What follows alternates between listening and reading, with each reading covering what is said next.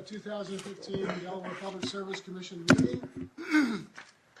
The first thing I'd like to do is the joy of welcoming two new people right up here, up close in front row. I think that's Joshua Bowman. I'm sorry, second row, right back there.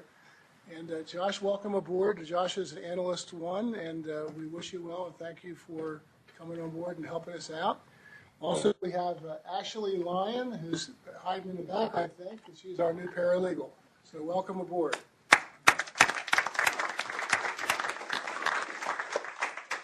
We have some minutes from previous meetings to go over and decide whether or not we want to accept them.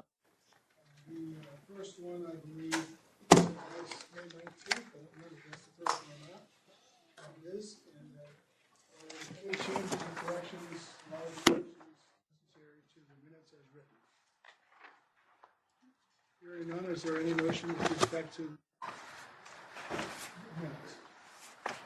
Chair, I move that Is there a second, please? Second the motion? Any discussion with respect to the motion? Hearing none, all those in favor signify by saying aye. Aye. Any opposed? Any abstentions? The motion passes unanimously. Now there are two documents from June 2nd. There's a public session and an executive session. We'll address them both at the same time. Same question, any changes, additions, modifications to the minutes as submitted? Hearing none, is there a motion to approve the minutes of that? I shall move. Second. Is there any discussion on the motion to approve the minutes of June 2nd? Hearing none, all those in favor signify by saying aye. Aye. Aye.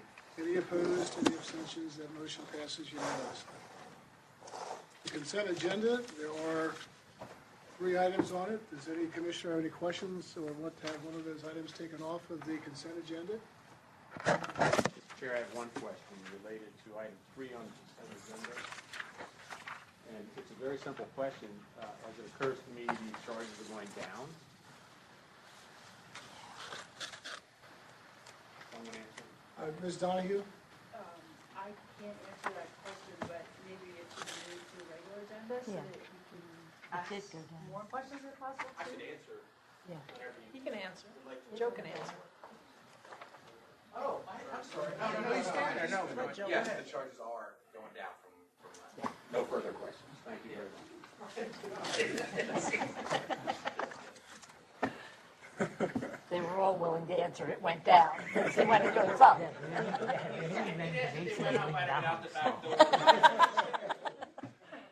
Any more questions about the consent agenda?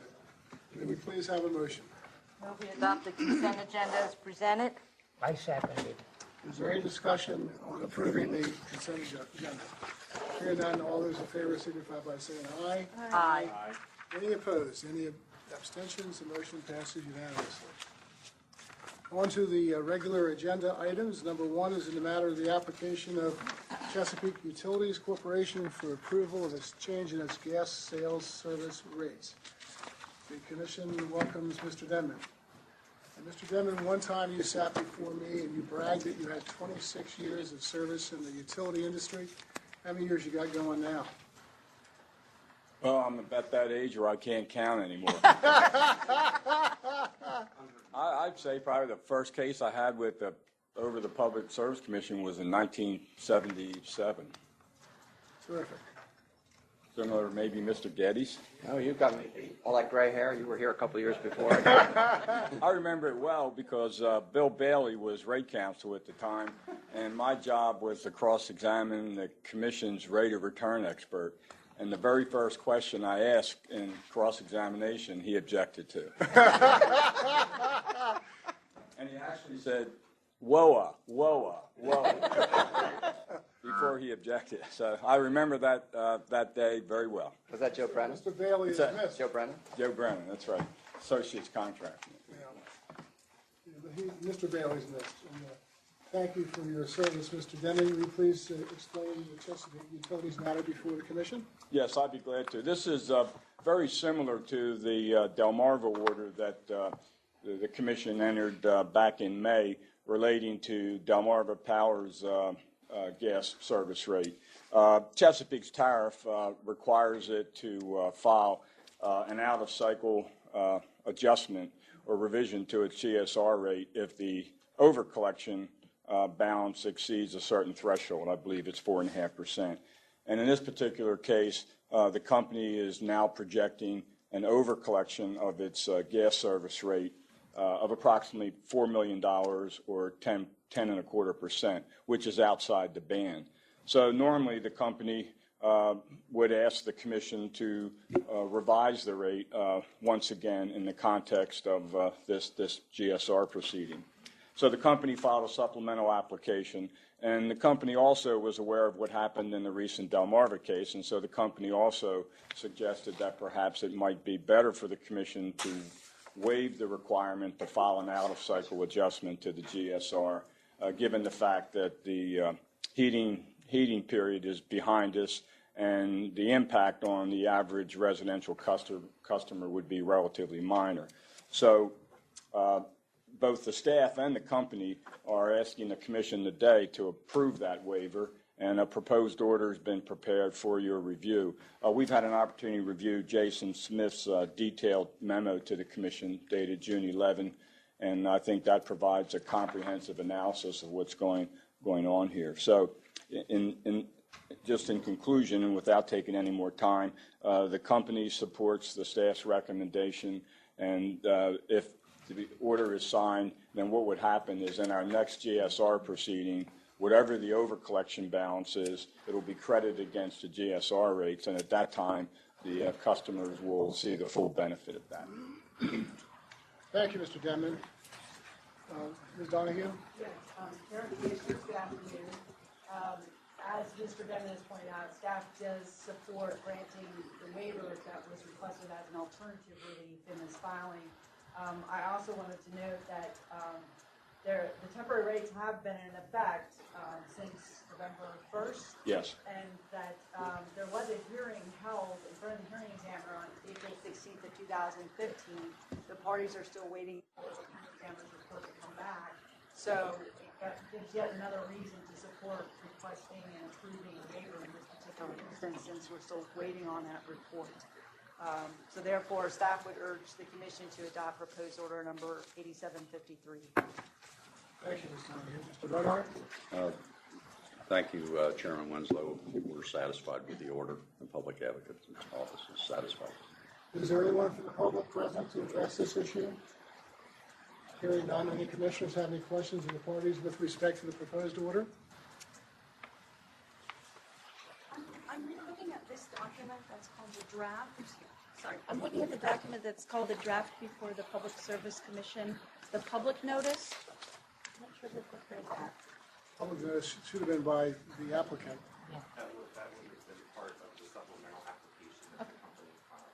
Okay. I would note there's a mistake on that. Yeah.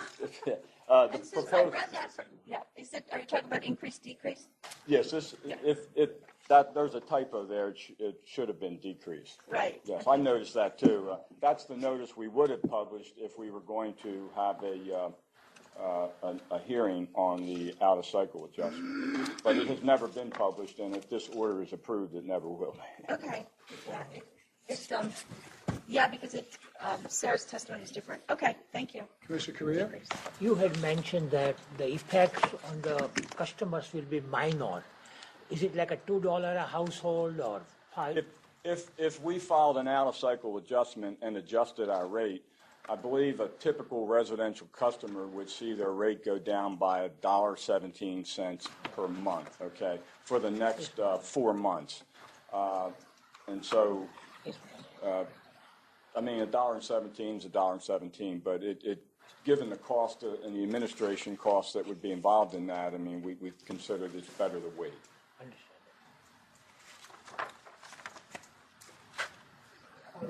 guess everyone's, no more questions? I think we have a motion to consider this proposed order. Chair, I move that the commission adopt order number 8753 as submitted. Is there any discussion on the motion to approve proposed order 8753? All those in favor signify by saying aye. Aye. Any opposed? Any abstentions? The motion passes unanimously. Thank you, Mr. Denman. Thank you, Commissioner. And thank you, Jason, for your excellent report.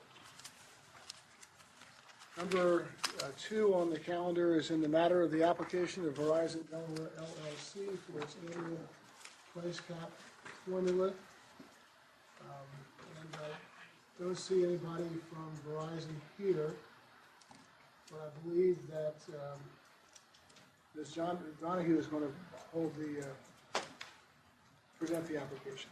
Yes, good afternoon again, Chair and Commissioners. Under Delaware law and the Commission's regulations, Verizon Delaware LLC is required to make an annual filing. It's called the Annual Price Index Report, or also a price cap filing. And it's done every year before March 31st. As stated in the memo that was sent to you by the Commission staff, Verizon did make a filing, but noted that although inflation continues to increase, and normally there would be a change in their switched access rates, under federal and Delaware law, they cannot make this increase in their rates. Therefore, proposed order number 8749 provides this particular information, states that the company has made the required annual filing, and the Commission would approve it by this proposed order number 8749. So therefore, staff recommends and urges the Commission to adopt this particular order.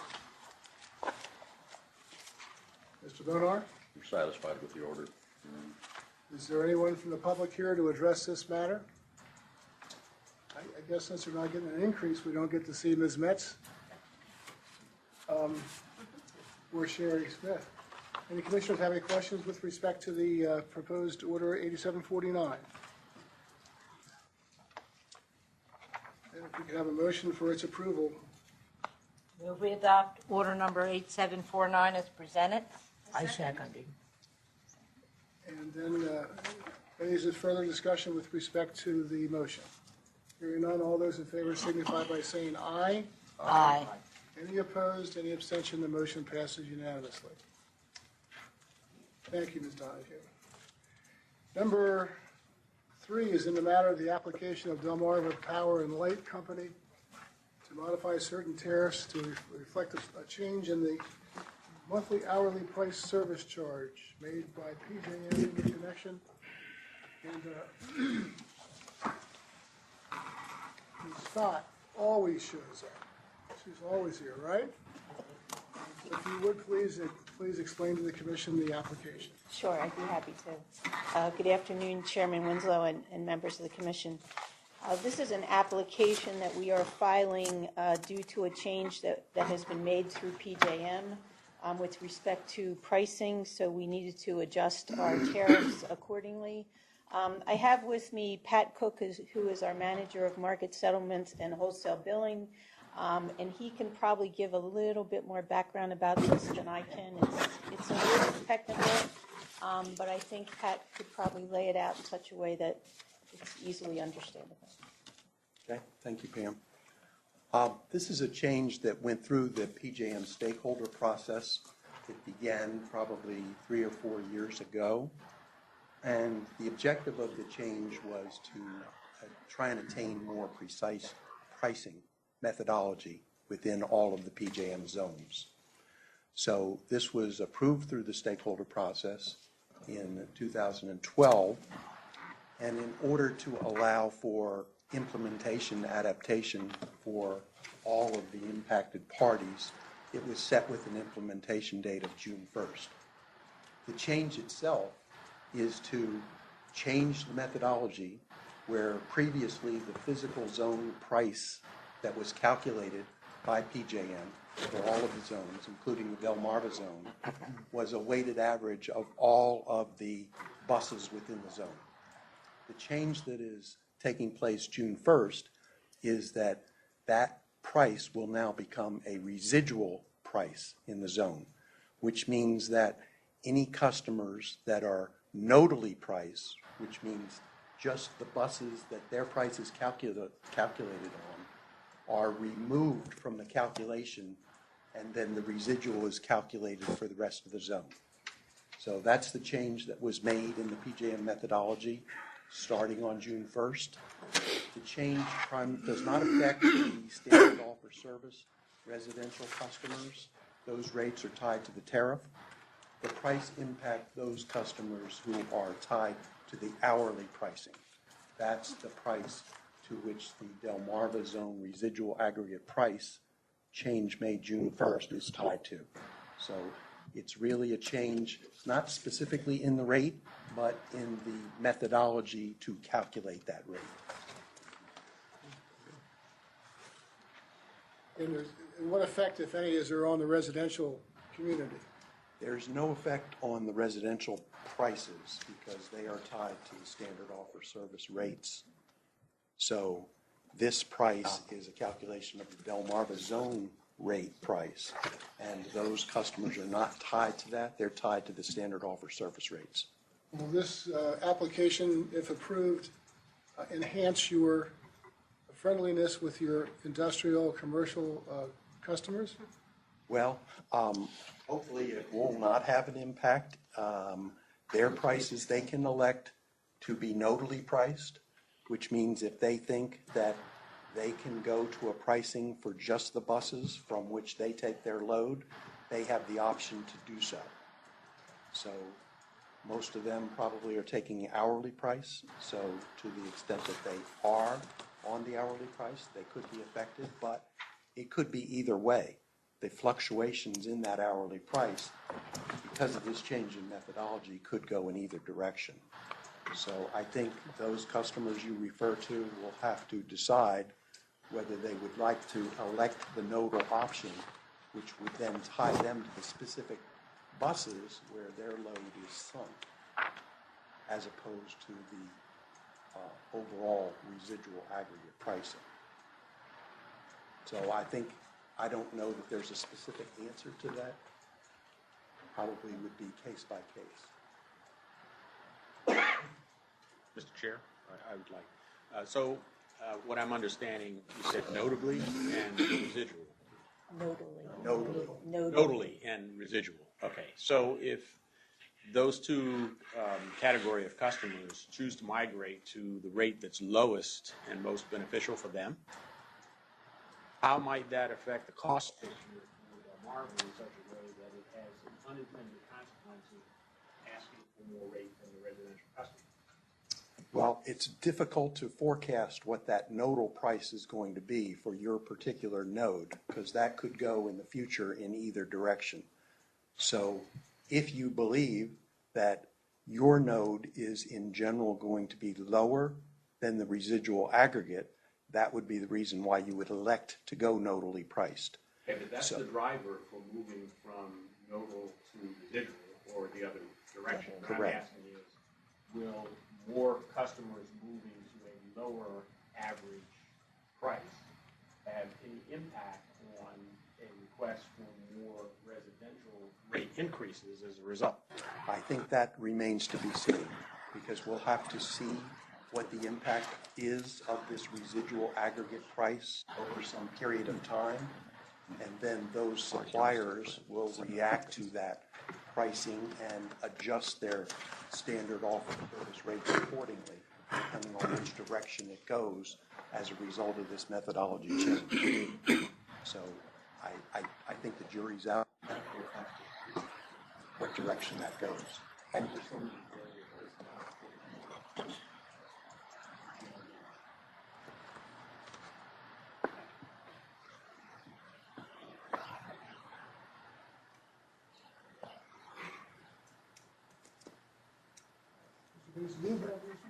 I believe I am.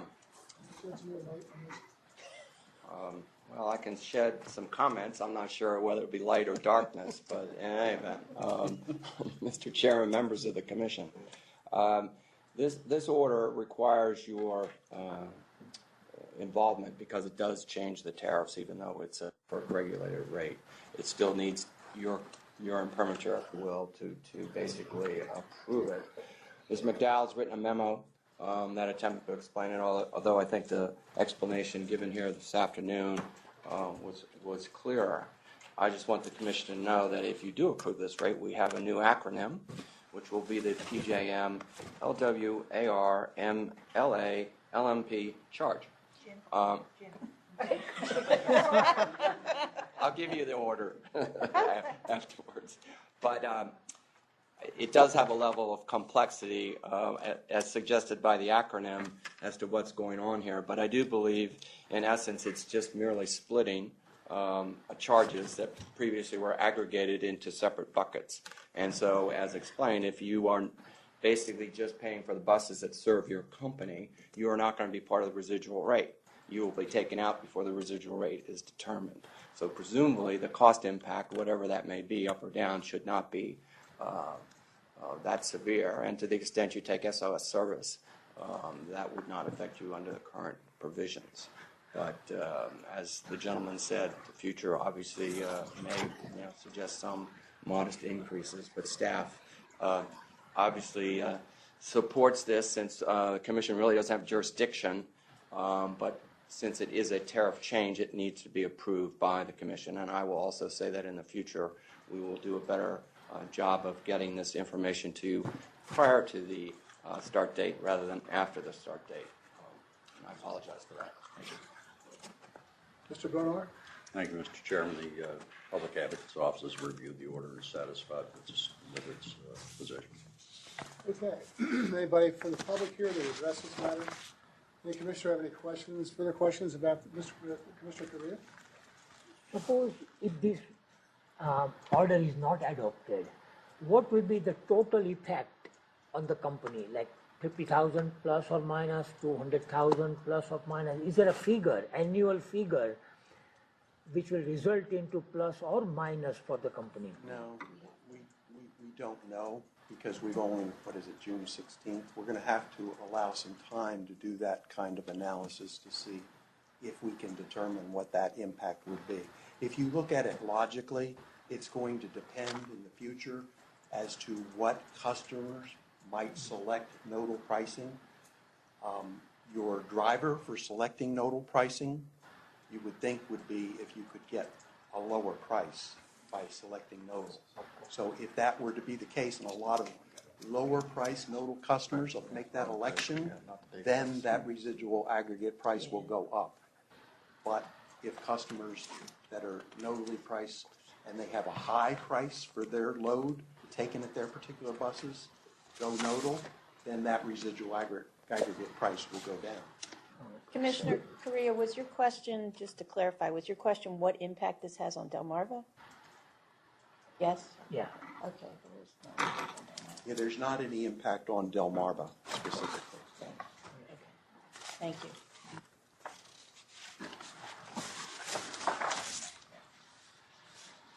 Anybody have any motion with respect to this proposed order? I move to adopt, the Commission adopts order number 8753. It would be a matter of, 8748, I think. 8748. It's 4-8. Oh, okay. Yes, yes. I'm a little ahead of my time. So the original order had 5-3, and it Yeah. was been revised. Yes, yes, I agree. There was a change. May we have, I second that. is there any discussion with respect to the motion? Hearing none, all those in favor signify by saying aye. Aye. Any opposed? Any abstentions? Motion passes unanimously. Is Lori Murphy-Lee still here somewhere? Lori is the PJM person who's here present. Welcome, Lori, to our meeting. And Lori is a very great and gracious public relations person for the governmental affairs unit of the PJM. And I forgot my tie, and she bought me a tie. So she's a very adroit government relations person. And a former commissioner of the Yeah. DC PC Commission. Commission. Yes. Ah, funny.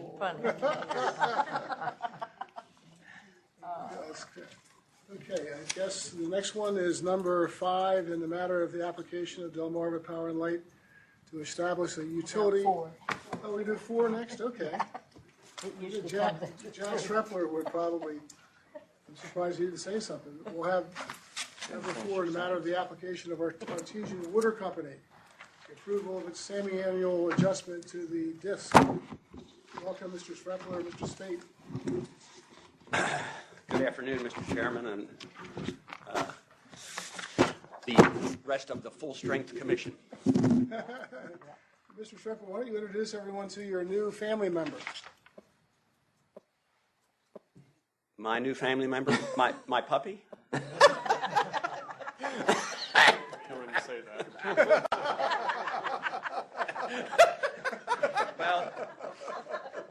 Well, 2 months ago, a chocolate lab named Jackson and I adopted each other, and we're doing fine. Just taught him to swim. Wow, that's terrific. Okay, well, congratulations, Mr. Shrimpler, and please explain the application for Artesian. I will address it briefly. The staff's memorandum accurately describes what the distribution system improvement charge is, but briefly, in between base rate cases, certain utility plant that a water company puts into service that does not generate new customers and new revenues can be eligible for this rate adjustment, which can be filed twice a year. And the best example would be if we have to replace a water main, either because it's beyond its useful life, or if it's in the DelDOT right-of-way and DelDOT has a road improvement project. So we incur costs there, and there are no new revenues to offset those costs. And that's what this application is for. The staff's memorandum and form of order are in good form, and Artesian has no further comments. Thank you, Mr. Shrimpler. Ms. Donahue.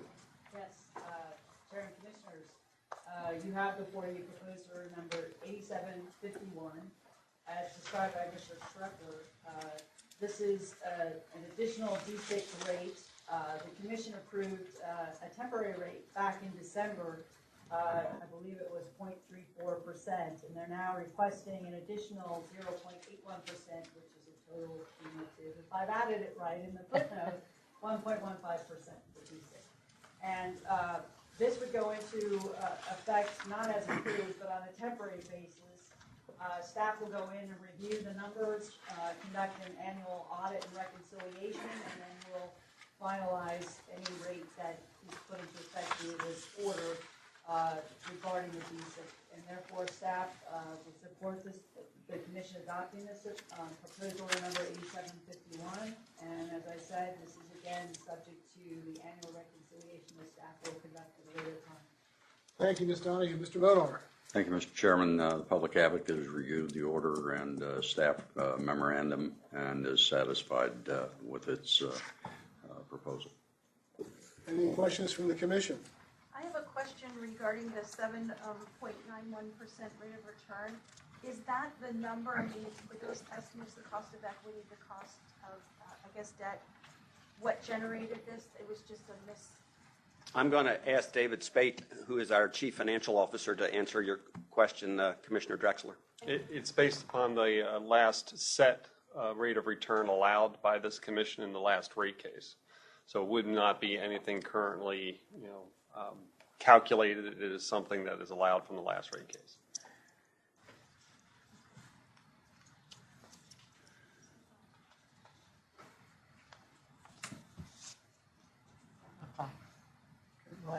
I'll make a motion that we adopt order number 8751 as presented.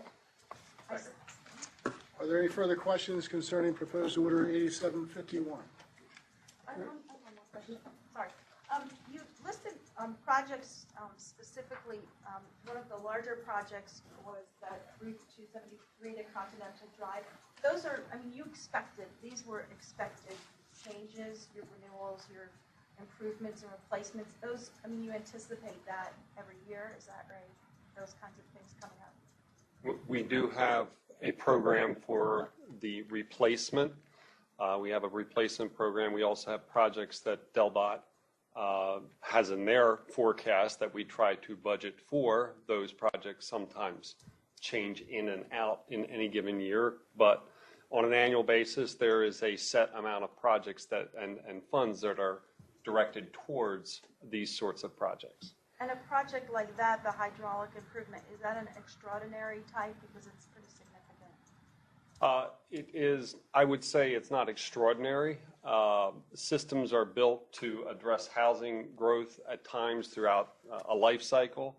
And then there comes a time where you have to join systems together, either enlarging pipes or connecting systems to eliminate dead ends. This is one of those occasions where we're making allowances to move water, either by connecting dead ends and or enlarging pipes to allow greater flow and therefore being able to push water into locations where it's needed, around the hospital, where growth in that area, in that particular customer, has required further water and assurances of supply. In this case, this piping and the booster facilities necessary to serve it had to be put into place to address their needs. They were already there, but grew to an extent where we had to address it. Thank you. No further questions. Do we have a motion with respect to this matter, please? I think we do. Oh, we did. Go ahead. Second. Okay, my apologies. Yeah. Okay, so we're ready. All those in favor signify by saying aye. Aye. Any opposed? Any abstentions? The motion passes unanimously. Thank you, Mr. Streckler. Thank you.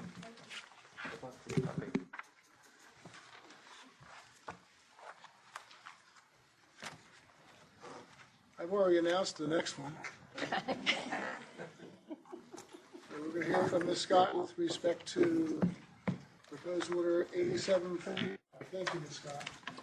Yes, thank you, Chairman Winslow and Commissioners. Just to clarify, the agenda indicates that this is requesting approval of the semi-annual adjustment for the UFERC rate. That is not technically correct. We are actually asking today with the filing of the application to establish the UFERC rate because this is our first application under the provisions of the statute and the regulations. And this, the utility facility relocation,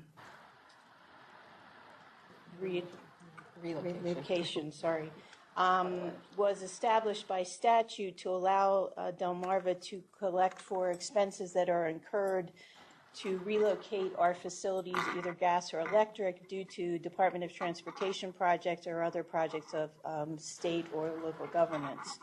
This particular application has to do with our gas facilities that have been relocated as a result of such projects. And I said this is our initial application to establish the rate the very first time. And thereafter, as we come back, there will be semi-annual adjustments as permitted by the regulations.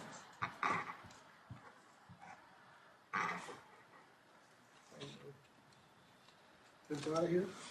Yes, Chair and Commissioners, I believe that you were sent staff's memorandum regarding this particular application, and staff had pointed out one issue.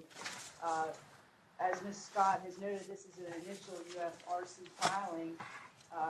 It was done after, I believe, the last rate case, which was 12-546, and it was also done after the UFRC regulations were finalized.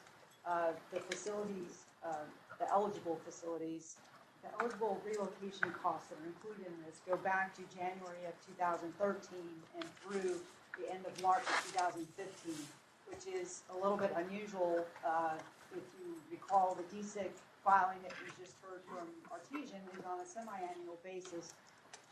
The UFRC charges are on an annual basis, and so even though the UFRC charges are based on a semi-annual basis statute, which gets confusing, this is, again, an initial filing. The issue here would be whether or not the company is allowed to go back to 2013. As I've pointed out, staff has reviewed this. They've noted this issue. There is nothing in the code, I note, that prohibits the company from doing an initial application that would include the 2013 charges. And the filing was made after the last base rate case for gas. So staff would urge you to adopt this particular order, which has been contested between the parties in the sense that we have hashed out this particular language for this particular application. And the proposed order does set forth that this requested UFRC rate of 1.74 would go into effect. It would be subject to staff and the DPA's audit and review and annual reconciliation, just as the DSIC filings would be. It also states that staff and the DPA will coordinate with Delmarva so that all parties can be involved in the annual reconciliation and audit. And it does include the specific language that we put in the DSIC orders that if there's any issue found regarding the calculations or the projects included or anything that doesn't comply with law, that the commission may adjust this UFRC rate. And also provides any kind of remedy that you may later find if the numbers are a little bit off. So, again, staff would urge you to adopt order number 8755. Thank you, Ms. Dottie. Mr. Bonar. Thank you, Mr. Chairman. The Public Advocate's Office has reviewed proposed order 8755 and is satisfied in its form. Thank you, Mr. Bonar. Any questions from the commission? Yes, Mr. Chair, I do have a couple of questions. And I'm confused about the basis of, let's say, the semi-annual investment cost recovery and semi-annual depreciation expense, but then a 27-month when you're doing the reach back.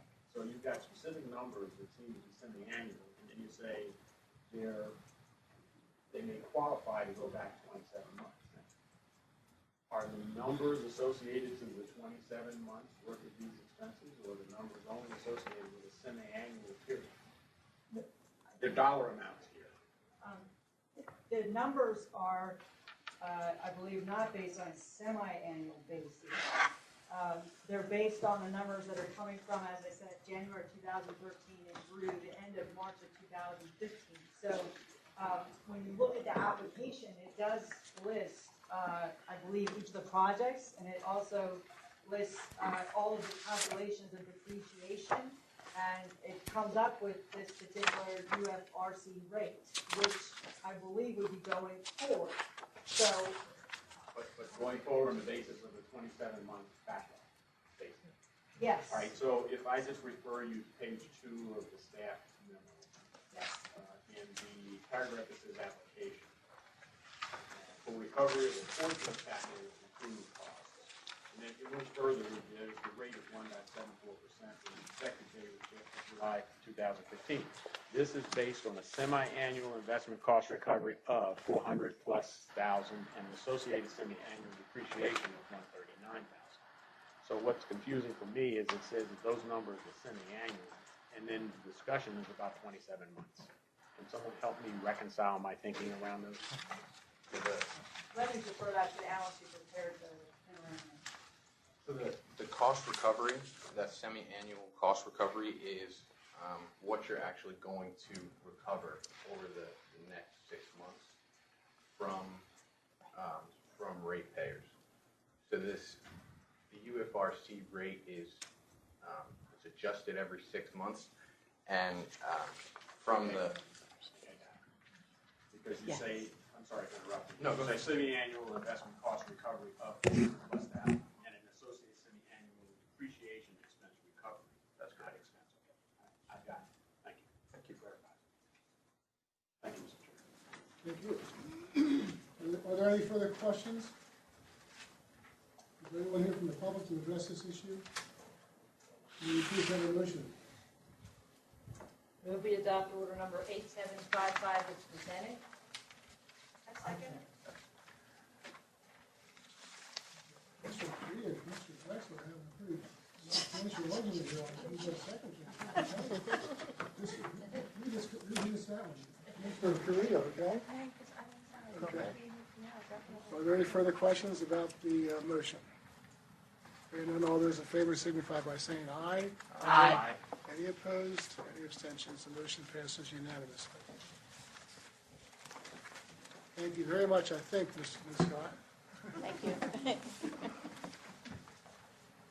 Next matter is in the matter of the complaint filed by Tara Fox. Ms. Fox, are you present?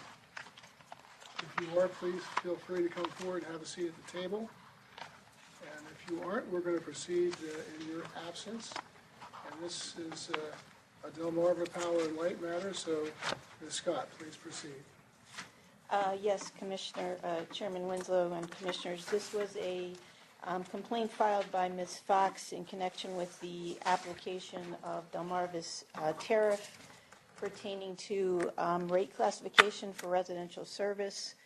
There was a hearing conducted, an evidentiary hearing conducted before the hearing examiner. He issued his findings of fact and recommendations in which he determined that Delmarva properly applied their tariff provisions and basically recommends that the matter be dismissed. And I believe the order in question that is before you is basically a summary of this one.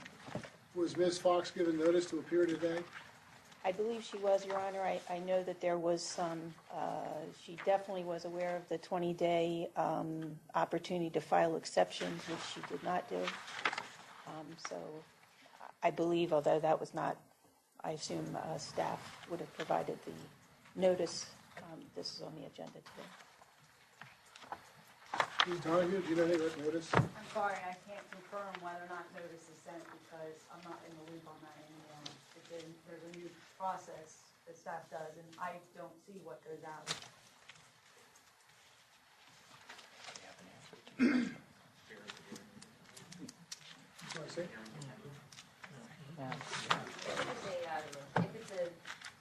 If it's a hearing officer recommendation from a subordinate body under the APA, she's to be given 20 days notice. The case law in the Richardson, the Supreme Court decision in Richardson says that the right to appear at the meeting of the adjudicating body is triggered only if written exceptions are received. So as long as the hearing officer's exception was circulated to her, if you didn't get anything in writing, then there's no expectation. Mr. Howard. Chairman Winslow, Commissioners, I would also like to point out that Mrs. Nickerson, acting as Secretary of the Commission, did send a copy of the information to Ms. Fox. So she does have that and was noticed of the meeting. Thank you, Mr. Howard.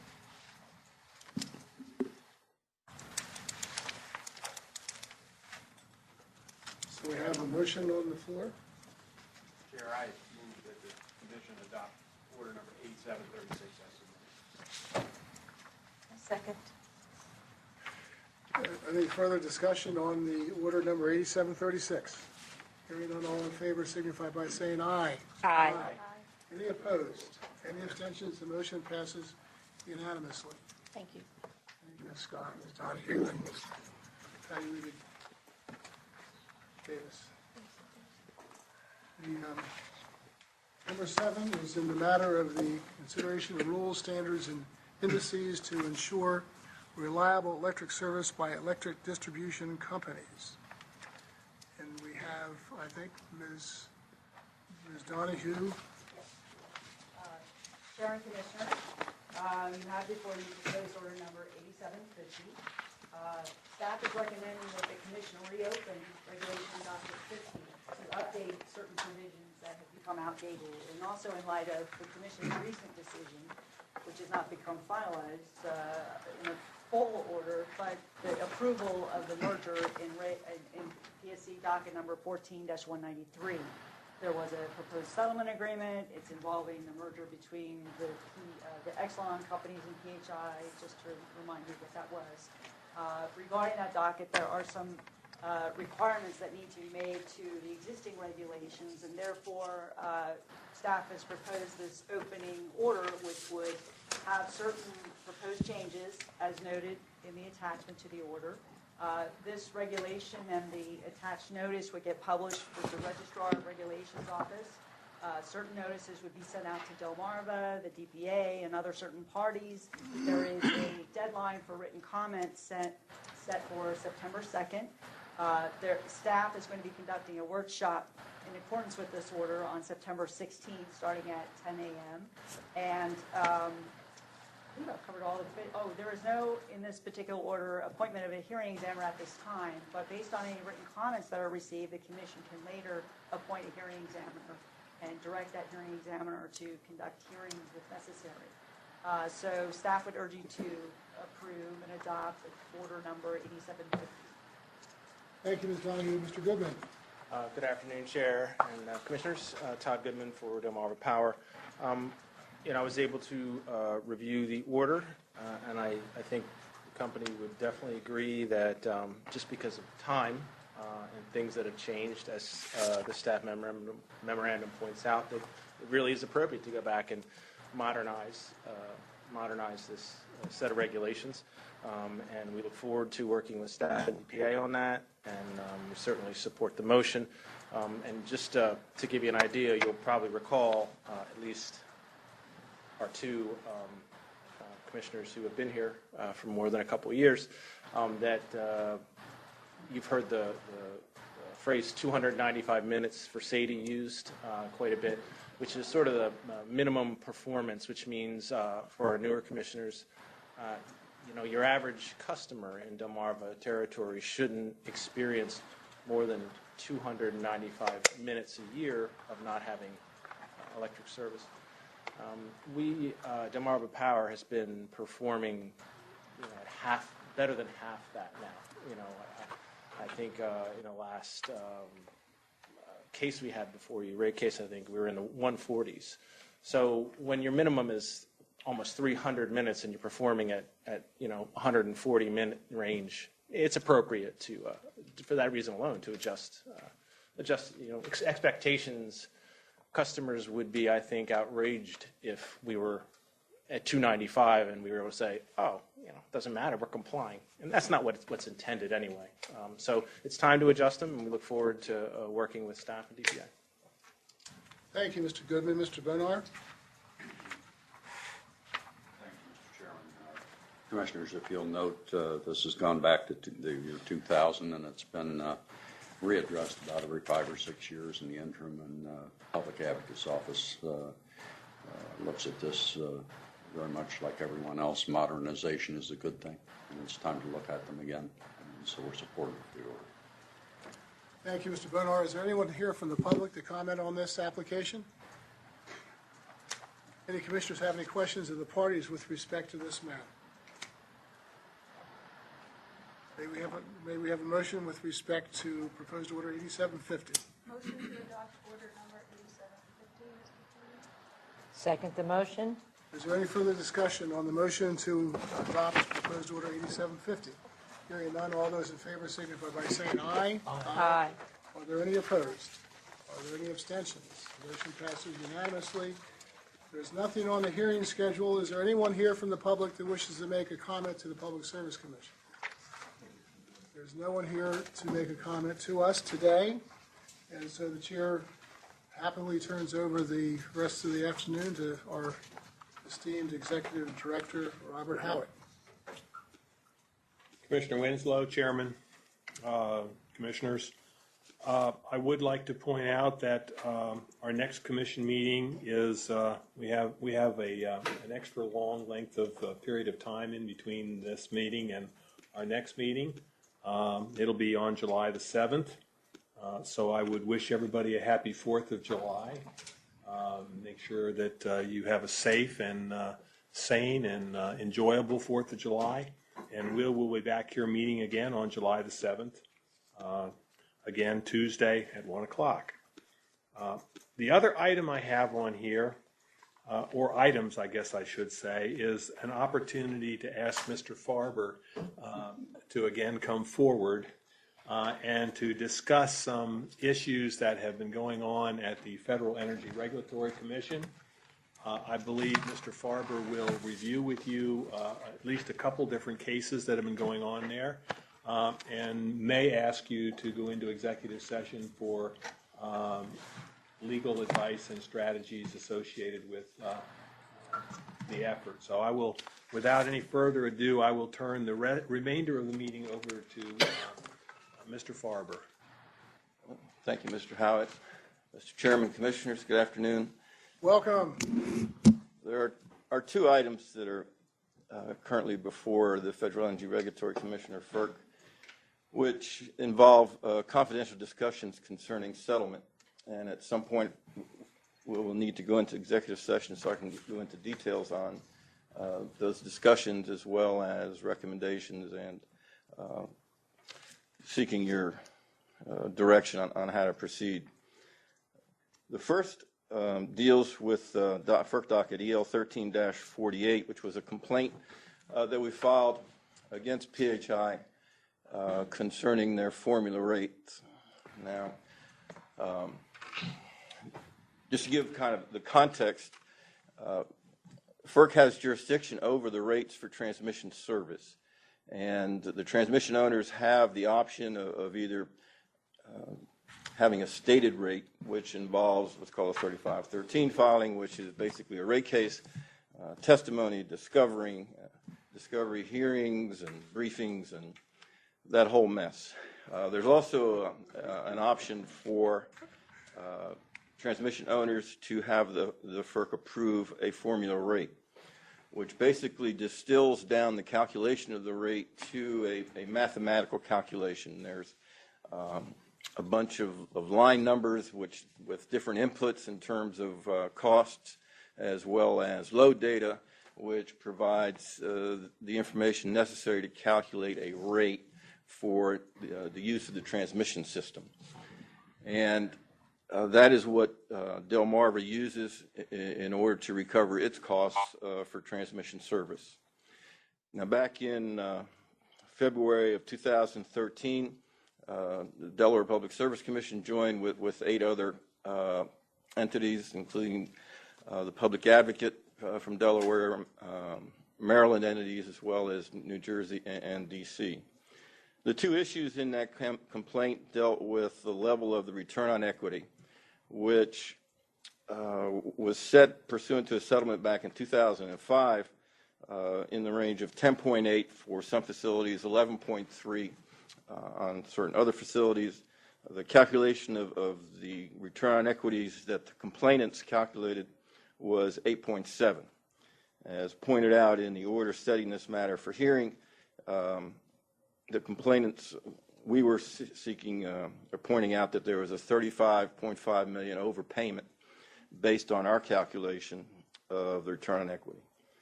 Also at issue were the formula rate protocols. Now, the protocols are basically the instructions, the guidance, the information necessary in order to obtain information concerning the details of the formula rate, as well as the procedures to follow for review and challenge to that formula rate. What the complainant stated was that the protocols were deficient and failed to provide the information necessary to determine the reasonableness and prudence of costs and the procedures for the review and challenge of those costs. Recently, we engaged in settlement discussions with the company concerning formula rate protocols, and based on those discussions, I do have something to present to you when we go into executive session, and I will seek your guidance on how to proceed after I give you my recommendation. The second item that I can speak to generally before we go into executive session is the EL 05-121 docket. That deals with a court remand of cost allocation for transmission facilities.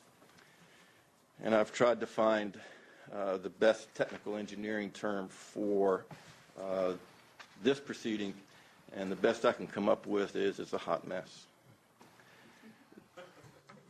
This docket concerned the view of certain entities within PJM as to whether or not they were the beneficiaries of facilities being built to support an integrated transmission system. So an integrated transmission system supports the broad market that all stakeholders can derive benefits within PJM. But these Western entities, essentially, because of the facilities that they were challenging were all constructed in the East, took position before the Seventh Circuit Court that they received no commensurate benefit from the cost of these facilities.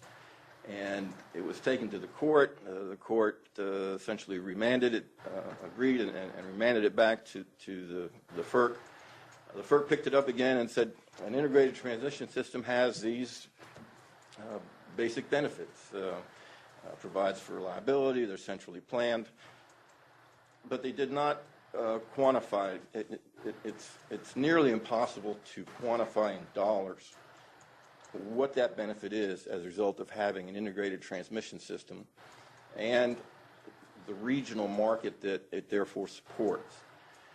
So the commission supported what's called a postage stamp license plate, or basically a load ratio share of costs for these high voltage facilities that support an integrated transmission system. What this rate does is it takes everybody's contribution to a certain peak amount and apportions the cost based on those percentages to everybody, regardless of whether you're close to the facility, far from the facilities, regardless of how the electrons flow over those facilities. Because there's a benefit to the integrated transmission system, it's a postage stamp rate, a license plate. Everybody pays the same. It's sometimes referred to as the peanut butter rate because it's spread to everybody. So when the FERC again upheld that cost allocation, they were again appeals back to the Seventh Circuit. And the Seventh Circuit again said the commission needs to determine, make some effort to quantify these benefits. So that's essentially where we are now. The commission issued an order setting this matter for hearing and initiated the settlement procedures. We've been in discussions, and what I will seek from you is, when we go into executive session, is an assessment as well as my recommendations and seeking your guidance as to how to proceed. So that's the 20,000-foot level. Before we go into director comment, executive session, if there's any general questions, perhaps we could address them now. It doesn't appear that there's any general questions as you refer to it, and it appears fairly clearly that we can go into executive session for negotiations surrounding the litigation. So I would ask that someone, a commissioner, make a motion that we go into executive session for the purpose of considering these two cases. I so move. Second the motion. Is there any discussion on the motion to go into executive session? Hearing none, all those in favor signify by saying aye. Aye. All those opposed? None. And no abstentions. Motion passes unanimously. We will go into executive session. I would ask that the